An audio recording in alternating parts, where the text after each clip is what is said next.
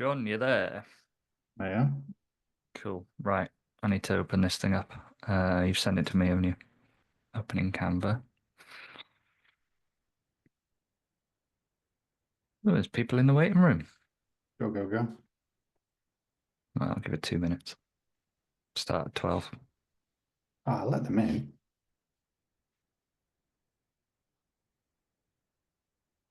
Should I just say we'll kick off at 12? Yeah, let them in. Yeah, let them in, and then obviously we'll come in at 12. Yeah.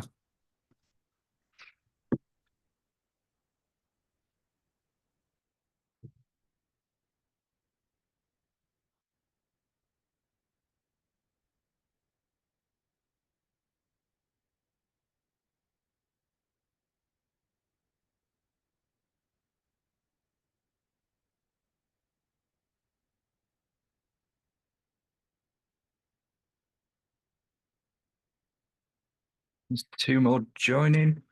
Here we go.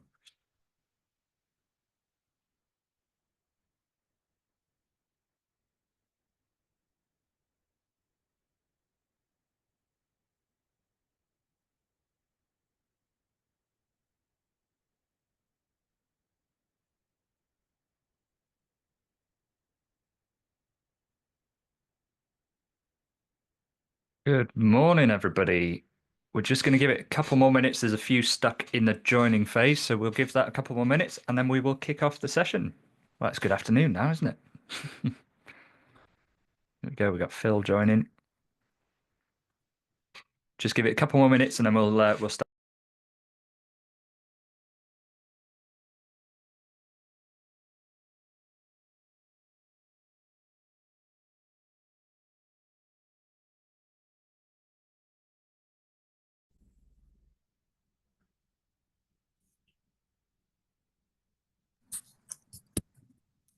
Here we go. Okay, so can everybody, just before we kick off, can you just drop in the comments if you can hear me, you can see me. Let's just make sure all this is working.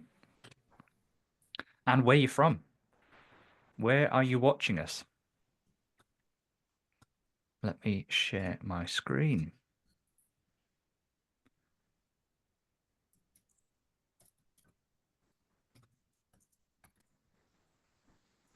Yeah, there's not very many double rooms left at all for that weekend. So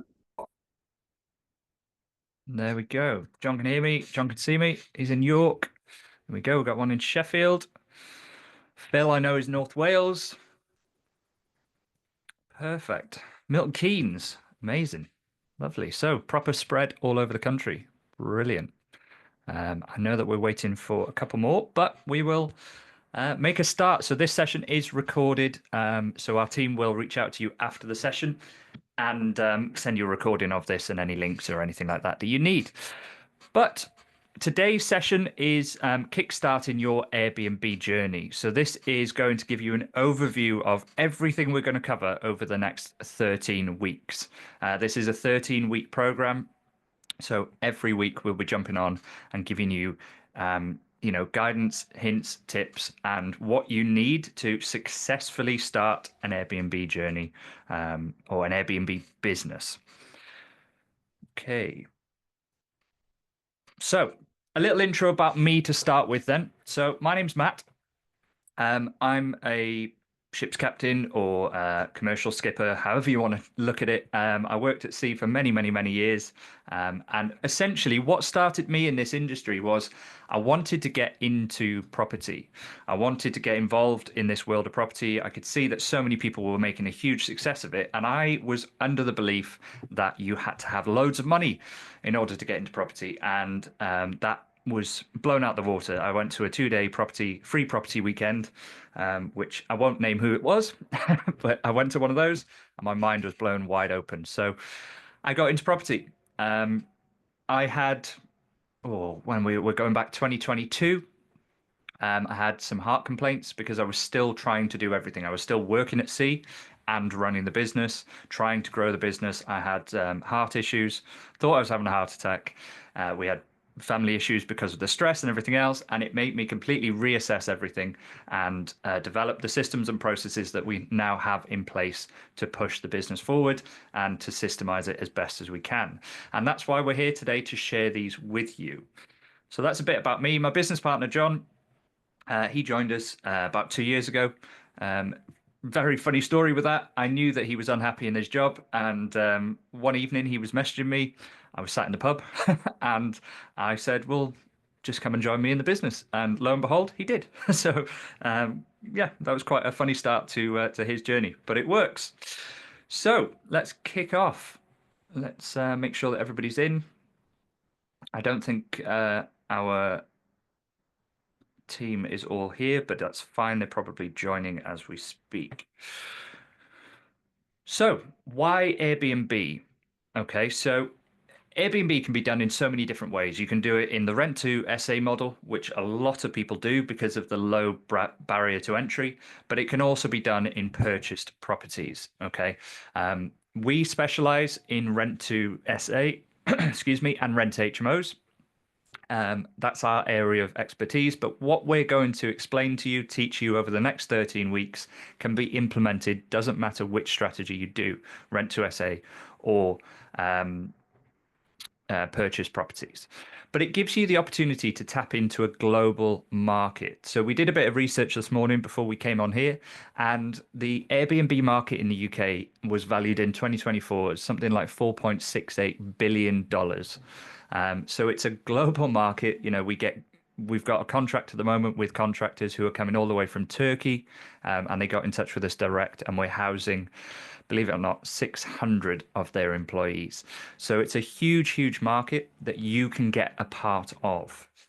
It gives you flexibility. So obviously, with what we're doing with all of the other businesses that we've got surrounding our Airbnb business, then yes, it's pretty full on day to day, but that is because of what we are trying to achieve. If you're just in the world of Airbnb, it is extremely flexible and you can earn money on your terms. And it's good high income. Okay, so one property can make you an absolute fortune. In general, so looking at the sort of general average income of somebody in the UK, just 3 properties alone within this space can replace somebody's income. Okay, now when you're thinking about purchasing them, yes, that's a lot of upfront capital. But then when you start looking at the rent to SA model, you know, you can take on 3 units very, very quickly and you can replace the average income in the UK. So it's extremely profitable. And it's a proven path from breaking away from the 9 to 5. Okay, it's not some sort of get rich quick scheme. It's not, you know, pie in the sky. It's been done and repeated over and over and over again to actually get people out of their jobs. So we work with quite a few people. 2 to mention right now would be they were in recruitment. They spent a year absolutely hammering the Airbnb market and getting involved in the Airbnb market. And then they've left their jobs. Well, back end of last year, and now they are on target to absolutely, you know, double if not triple their income that they were getting. So it's extremely profitable.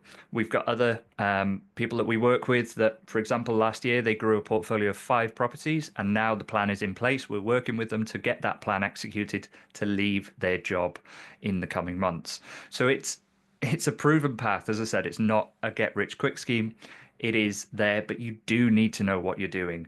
I see so many people get into this space, particularly in the rent-to-rent market, where they just simply don't know what they're doing. They think the only task is to find the property, and they do not know how to actually manage the property and deliver the service, which gives you the maximum profits.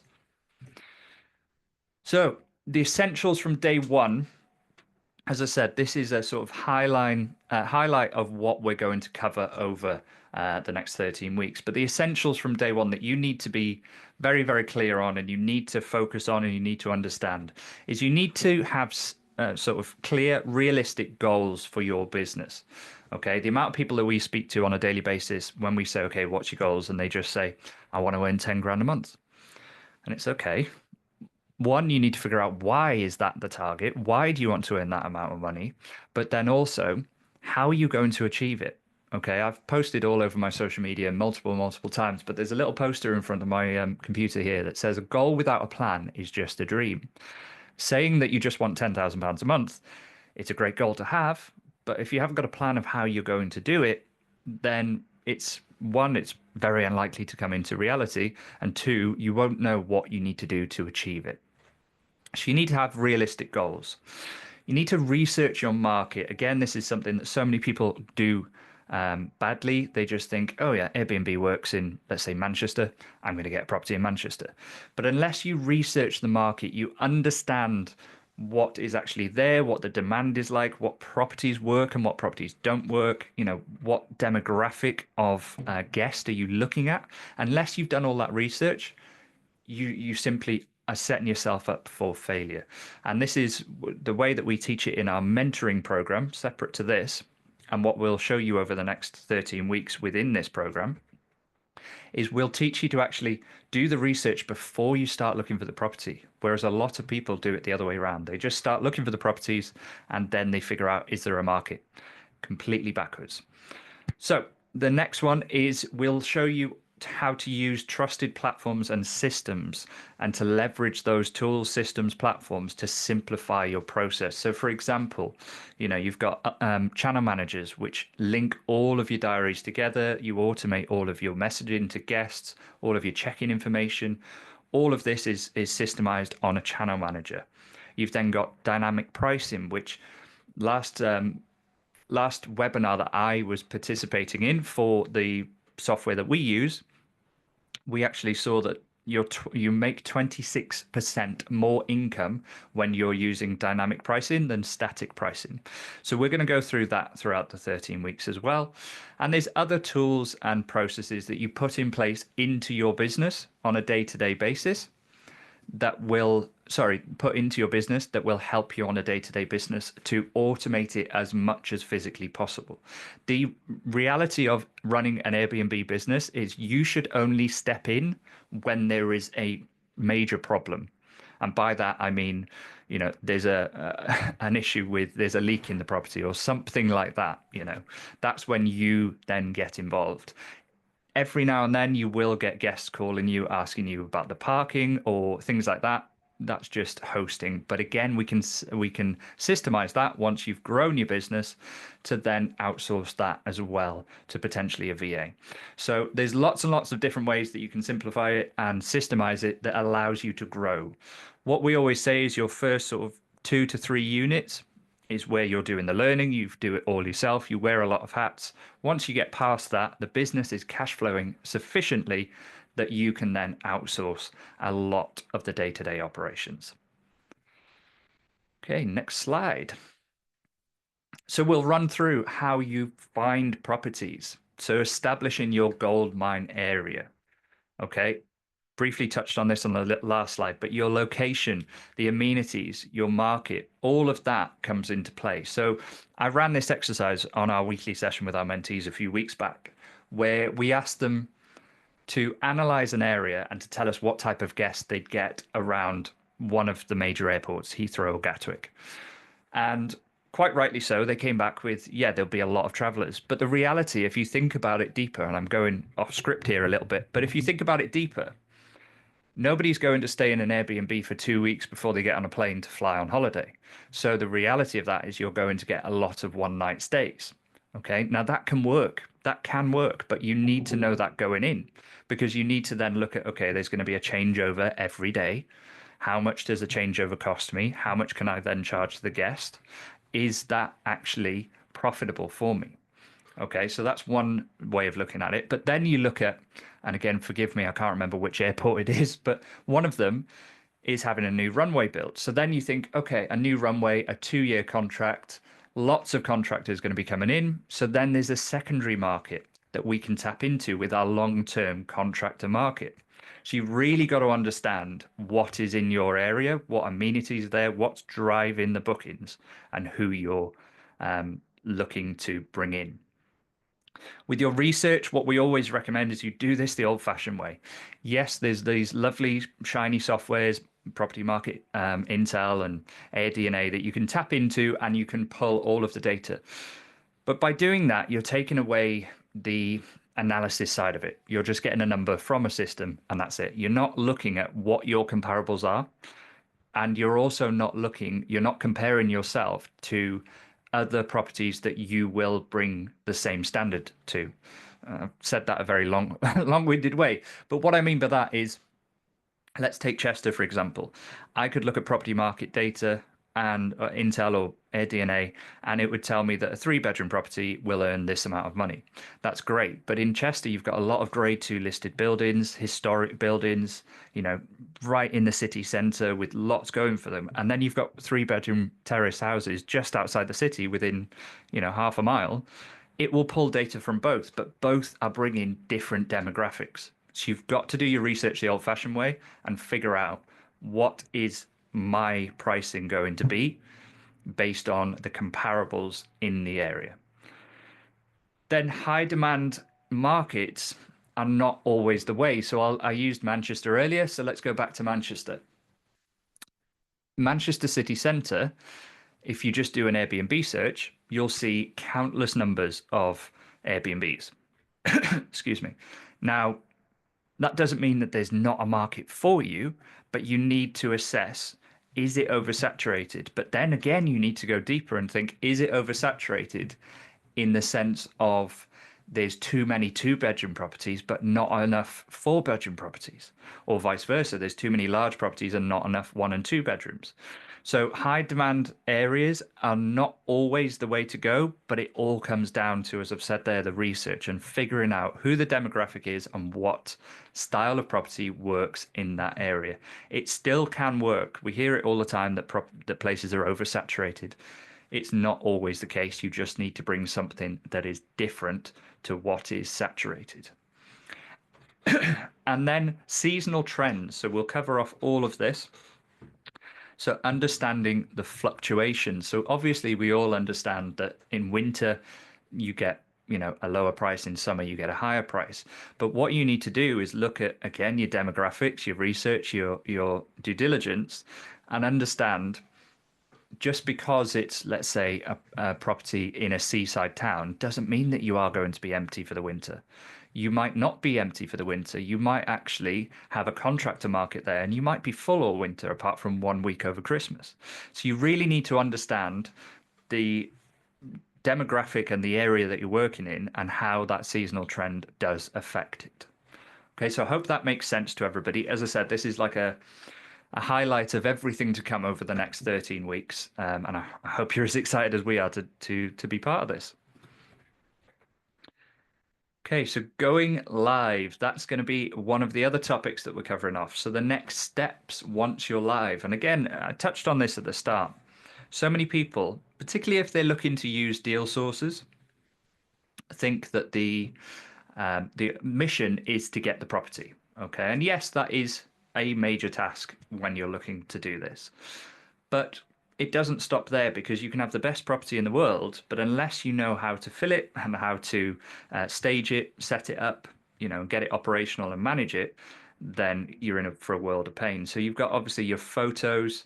So they've got to be bright, clean, professional images. When I started this 5 years ago, you didn't have to have professional photos. You didn't have to have nice, decorated walls like I've got behind me here.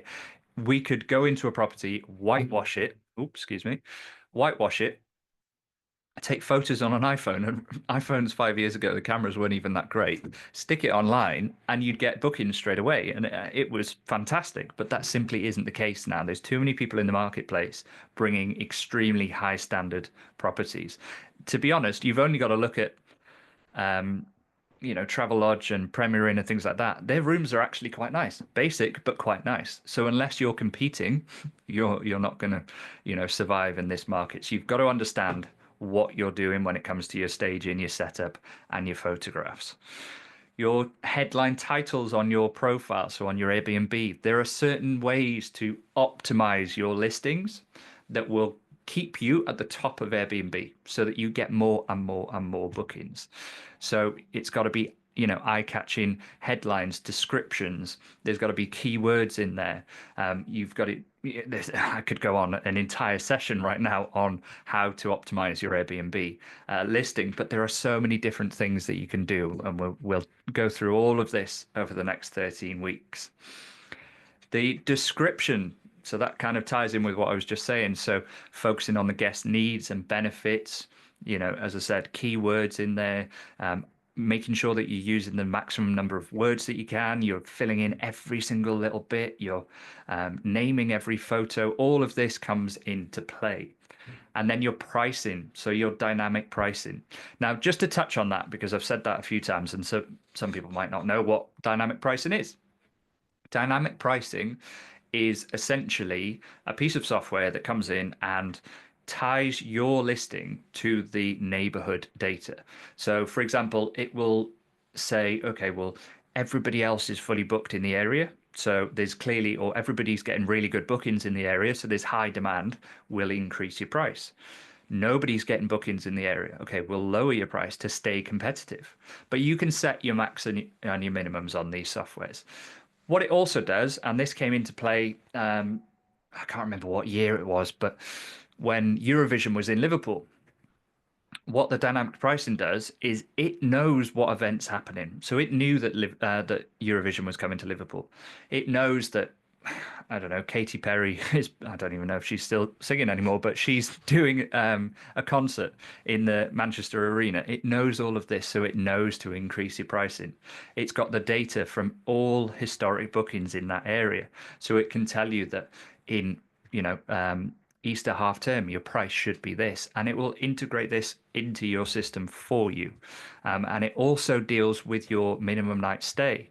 So last thing we want when we're potentially putting a contractor property to the market is getting a one night stay in 8 weeks time, because then what happens is if I as a contractor come on and I need a property for the next 3 months, it won't even show on my search results because you've got one night booked in 8 weeks time. So knowing what to set your pricing at, using the dynamic pricing and the minimum night stay is vital to success in this game. And that, again, all comes down to your demographic and your research and knowing exactly who is coming in. So I hope that makes sense. By the way, if there's any questions coming through, please drop them in the chat. Those that have jumped in since the start, please just let us know where you're viewing from. I'm just going to mute a couple of people there. Where you are in the country. And then if everybody could just drop in, what level they're at. Have you already got properties? Are you looking to get into property? Are you looking to get into rent to rent? Or are you looking to get into purchased with Airbnb? Just to give us an understanding on what level you're at and what you're looking to achieve. I'm just going to have a quick drink whilst you're all typing away there.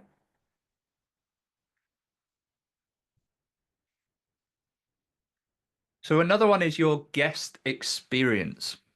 So as I said, actually delivering the product after you've taken the property on is crucial. Communication is one of those things that we really, really need to be very clever with, because if you're clear and professional, if you're, let's take an example on Airbnb.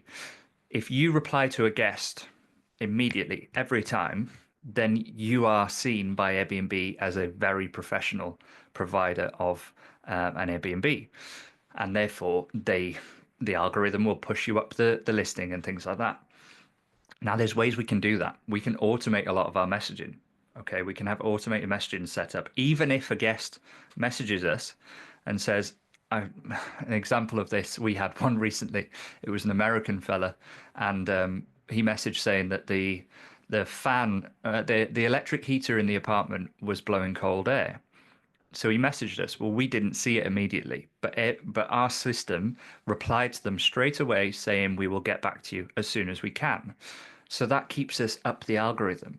Now, in fact, when I rang him, it turned out, because there's not an electric heater in that apartment, and it turned out it was an electric fan, and that's why it was blowing cold air. But the point of that is the system managed to reply to them automatically, immediately, which keeps our algorithm keeps us at the top of the algorithm, basically. So Thoughtful touches. So welcome kits, things like that. These are all very, very crucial. Now, there's a couple of ways you can do these. You can go the old school route of putting, a book in the property with loads of information in it. The more modern way to do it is to have a video library of all bits of information. And what I always say to our mentees in our program is, if somebody asks you the same question more than twice, then film it and host it on YouTube, on a private YouTube channel, and you can send the links out. So one of the things that you will quite often get is boilers dropping pressure. Well, if you video record how to just top up the water pressure in a boiler, as soon as a guest messages that, you can send them the walkthrough video and they can just do it themselves. Obviously, if they're not comfortable, then we can go out or we can send somebody out. But it's doing it that way. I think I've gone one too many. There you go. Doing it via video. We're in a sort of a time where video is king. Everything is video. I'd much rather watch a video of how to fix something than I would read a manual. So that's the way that we try and go through all of this. And then obviously getting reviews. Getting those 5-star reviews will keep you at the top of the listings, keep the algorithm working in our favor. And again, there's ways that we can do that. So not only delivering a really good service, but having the system in place to get people to leave us reviews, get people to, they emails them, asks them for a review, we review them. And it's a really, really good way to boost your reviews. If you just wait, and I guarantee if I asked all of you individually, when was the last time that you actually reviewed anybody? I can't remember the last time I reviewed somebody. But if I'm getting an email from somebody with just a button to click to go and give a review, I'm more likely to do it than, oh yeah, I'll remember to go on and review that person. So it all comes down to systems, processes, and building the business in such a way that it becomes effortless. Does this make sense to everybody? Is everybody on the same page as me? Before I jump on a little bit further. I hope so. There we go. We got one thumbs up. Okay, challenges. Now look, I'm not going to sit here and tell anybody that there aren't challenges in this industry. I'm not going to tell anybody that you won't have problem guests or a property won't cause you a little headache at some point in the future. It will. Okay, it absolutely will. The top one there as well, regulations. There's always evolving regulations. There's always changes to all sorts of stuff. Over the last 12 months, we've seen the integration of regulations for small short-term accommodation. At the moment, we're waiting for them to bring out the large short-term accommodation regulations. There's talks, but there have been for a very, very long time, about making it that we need licenses and a register and all of these sorts of bits. So if you're not keeping up with that, you will get unstuck. Okay, but they're making it easy for us to comply. So if it was a HMO, for example, and they've asked for emergency lighting, well, it needs to be fixed, hardwired emergency lighting. In short-term accommodation, it doesn't. You can have plug into the wall into a 3-pin socket, just an emergency light, and as long as you've got them in the right places, you are covered. So they're making it easy for us to comply, but we need to understand what there actually is for us to comply with. Time management. If you're serious about growing a business and not just a side hustle, so by that I mean you're looking to grow more than sort of 2, 3, 4 units, time management will be crucial. You need to live by your diary. It's something that we do within the business. We're constantly changing it as well and improving it because it is crucial to know that what you need to do in any given day to drive your business forward is crucial. But we also implement personal time into our diaries.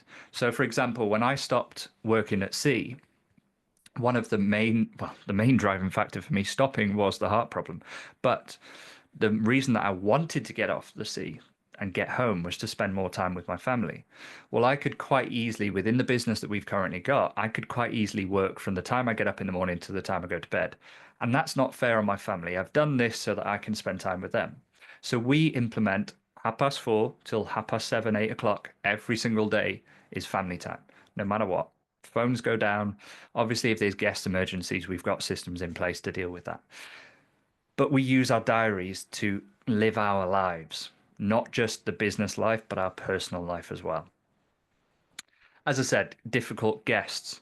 Now, look, most of the time, 90% of the time, any issues that you get with guests, if they cause damage to the property or anything like that, you are covered. Okay, you will be able to claim off their deposit. You will be able to charge them for damages and things like that. Every now and then, you can't, and it does cause a little bit of a headache. But in saying that, if you've got a property that's making you £1,000 profit, £2,000 profit, and 1 month somebody breaks a coffee table, okay, and it's going to cost you £200 to replace it, and you can't charge the guest. In the grand scheme of your business, that is not a terrible thing. Okay, yes, it's a bit of a pain in the backside. Yes, it impacts your cash flow on that given month, but it is not the worst thing in the world. Okay, we've had a guest where, believe it or not, they were swinging from the chandelier. They ripped the chandelier out of the roof, out of the ceiling, landed on the bed, broke the bed frame. Absolute carnage. Now, we managed to charge the guest for that. So yes, it had an impact on the following guest's experience, but it was more of a headache than a financial problem. Okay, but you do get them. That being said, in 5 years, we've probably only had 2 or 3 instances where it has financially impacted us. So it is not a major issue. And market saturation, we kind of covered that off a little bit in a previous slide, but standing out in your market is crucial. And again, optimizing your listing, making sure that you're renewing your certain items on your listing over time to stand out. Changing your photos, changing the description, changing the title every now and then will help you go up the algorithm. But it's all about standing out. So one of the things that we do in our contractor accommodation is we put small pool tables in or dartboards, because that's a selling point. You've got a group of contractors that are staying away from home. It's a good selling point. Okay, if you're looking at I don't know, just a guest experience, a holiday maker, try and think about their experience. Try and think about what you would want in a property to stand out and to put you above your competition. Okay, but you also need to be realistic with this. What I don't want people doing, and what we always advise, is we don't want you taking on a property that's a contractor accommodation that you can also potentially get holiday makers in, then spending an absolute fortune staging, furnishing and setting it up to make it this 5-star luxury place when your market in that area doesn't support that. You're never going to get the nightly rate that you want to recoup your income. Your investment. So you've got to understand what your market is and cater to that, but you've got to stand out in your market. And again, all of this, I know that we're going through all of this, but this is an overview of everything to come. So we're going to cover all of this off over the next 13 weeks. So we have an offer here, so a free 1-to-1 session.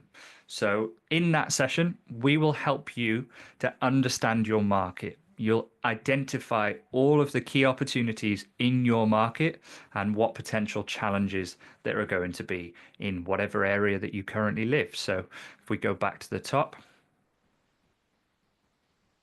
so we've got North Wales, Milton Keynes, Sheffield, York. Okay, all of these places have Airbnb markets. Okay, we look at these particular areas on a regular basis, but they're all slightly different and they've all got a different demographic. So there'll be different challenges.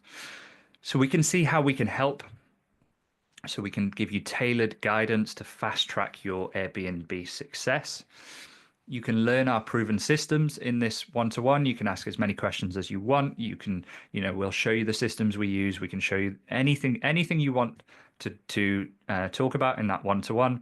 We can delve in. This is really your opportunity to get to speak to us for a 45-minute session, just about anything to do with your Airbnb business. And that can be how to find the properties, how to analyze them, how to manage the guests. If you've already got a property, how to actually improve it to get more bookings. We can review your listings. All of this comes into play. And we can create your escape plan on that session. So we'll build you a plan of how you should go about building a profitable Airbnb business and break free from the 9 to 5, because that's ultimately what the majority of people that we work with want. Okay, it's pointless having an Airbnb business that can make you, 3, 5, 10 grand a month if you're really, really comfortable in your job and you've got no aspirations to leave, but it's only making you £3,000. Maybe that is what you want to do, and that's absolutely fine. Maybe you want to use that cash flow to then go and buy properties or invest. I have no idea. It's obviously your plan, but again, coming up with that plan is the most crucial part. So if you want to book in your free one-to-one, limited slots are available. One of the team members there has just dropped in our one-to-one link there, so please do feel free, go and book a session there. If you want to talk to me before booking that session in, find me on social media or LinkedIn and just send me a quick message. But there's also a link there to our school community. Now, within our school community, there is a wealth of free resource there. These sessions will be uploaded to there as well, but there's also videos there on how to analyze the areas, how to research the areas, what makes a good area, how to speak to agents. I quite often will record myself calling lettings agents, so they're uploaded there as well. So please feel free, come and join our school community. But that's basically it for this initial session. As I said, this is a high level overview of what is to come over the next 13 weeks. We will, within 13 weeks, give you everything that you need to build your Airbnb business. The only thing we can't give you over the next 3 weeks, which our mentorship package does give you, is the tailored one-to-one and group support and your daily actions and all of that sort of stuff. But these sessions are going to be absolutely brilliant if you're serious about building your Airbnb business. Okie doke. I am going to open the floor up for questions. If there's any questions, please feel free, drop them in the comments. But at the moment, our next session, week 2 of our 13 weeks, is next Wednesday at the same time, 12 o'clock. And it's going to be unlocking hidden opportunities in Rent to SA. So that can be, opportunities of, as I've mentioned already, an area looks oversaturated, but it's oversaturated with 2 beds. And maybe we need to be looking at a 4-bed because maybe that'll be more profitable. So there'll be a load of information there around opportunities in your area. Feel free to join us in school. We'll leave the questions section open, or the comment section open now for a couple of minutes. If anybody's got any questions, please feel free, drop them in now. I'm just going to have a drink of water.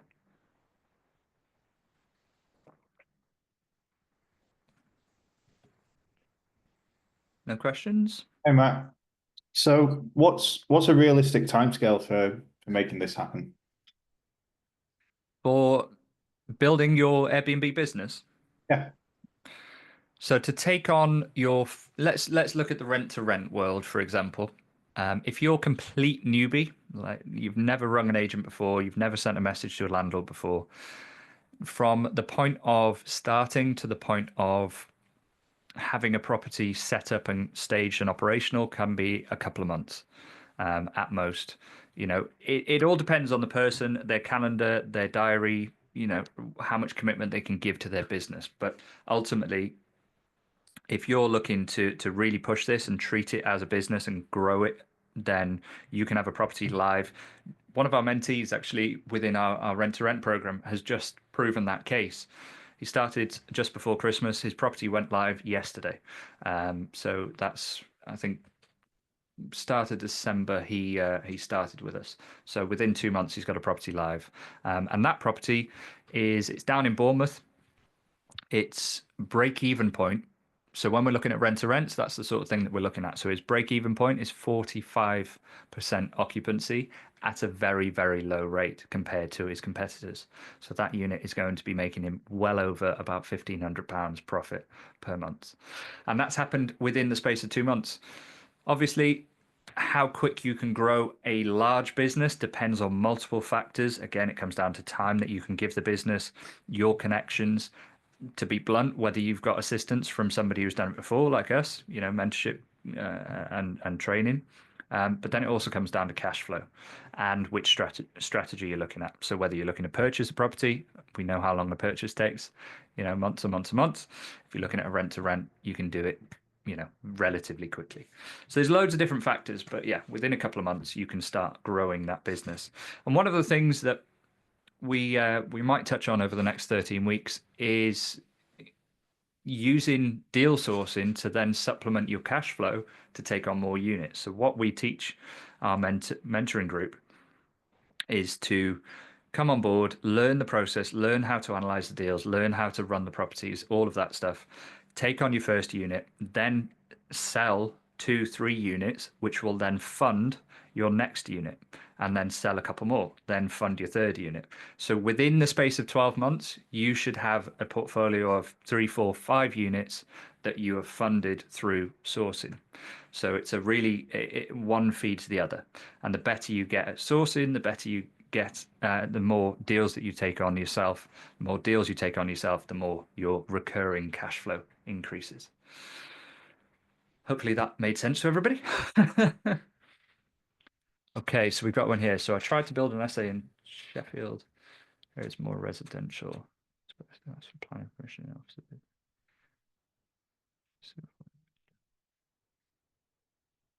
So again, this comes down to the compliance. Certain areas, certain councils have already implemented something called selective licensing. So there's areas of Birmingham Council that have done that. And for example, residential landlords have to have selective licenses, and on that license it doesn't allow short-term accommodation. So all of that comes down to your research when you're looking into the area, and this is what I mean. There's so much more that you need to do at that stage than just, yes, it works, let's find a property, because it really can leave you in hot water. There's other factors that you need to look in, so licensing or restrictions from councils. If it's an apartment block, you need to look at head leases. If with any property, you need to check that the landlord's mortgage allows short-term accommodation. There's so many different things that you need to be aware of. It's not just a case of finding a property and sticking it on Airbnb. That being said, it still works. It still happens. We do deals on a daily basis. It's just knowing what to ask and how to ask it and what you need to be aware of. I hope that answers your question there. Perfect. You're welcome. There we go. Okay then, guys. Any other questions at all from anybody else, or should we call this session to a close? We're nearly at our 45-minute session, which is great.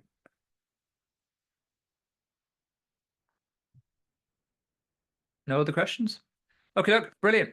Well, don't forget, if you want to take advantage of your free one-to-one session, then please do click the link in the comments there.